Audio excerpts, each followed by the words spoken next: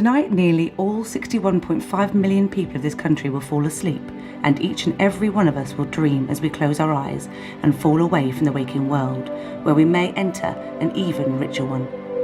All of us will experience different types of dreams once we fall unconscious. They can be bewildering, terrifying, and inspiring. In this documentary, we'll be discovering the mystery behind why we dream and what awakens us when the lights go out.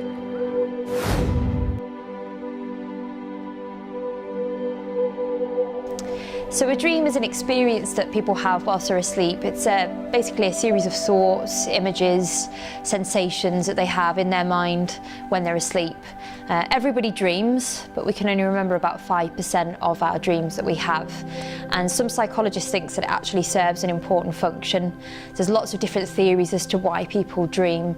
So some of these are quite scientific. So we have the neurobiological theories, which suggest that we dream because our brains are organising information, that it's quite random, that actually it doesn't mean anything.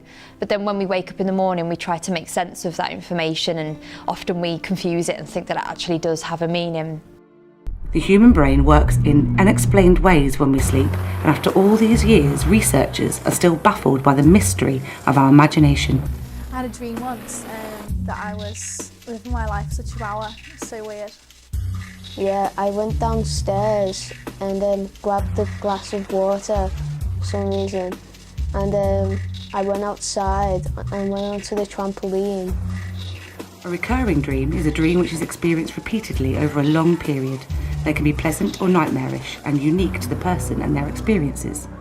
People have dreams that just happen time after time again, and that's the recurring part of it. And they're quite common. People have the same dreams that come up time and time again. And they may occur over different types of periods. They can occur daily, or they could be weekly, or even down to once a month. But there's a frequency, and the dreams have very little variation in their content. We find from the studies that they may be highlighting a kind of fear or some kind of stress or inability to cope with some part of your life.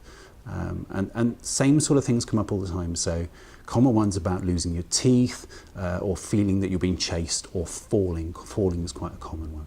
Falling is typically feeling out of control. Right?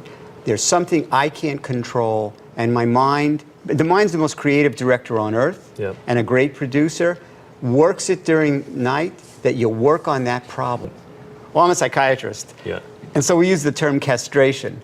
But what that really means is the loss of something important. It could be a body part, but it could be a relationship, an emotion. And so that I fear I'm losing my teeth is I fear I'm going to lose something. Other psychologists think there are deeper meanings to our dreams.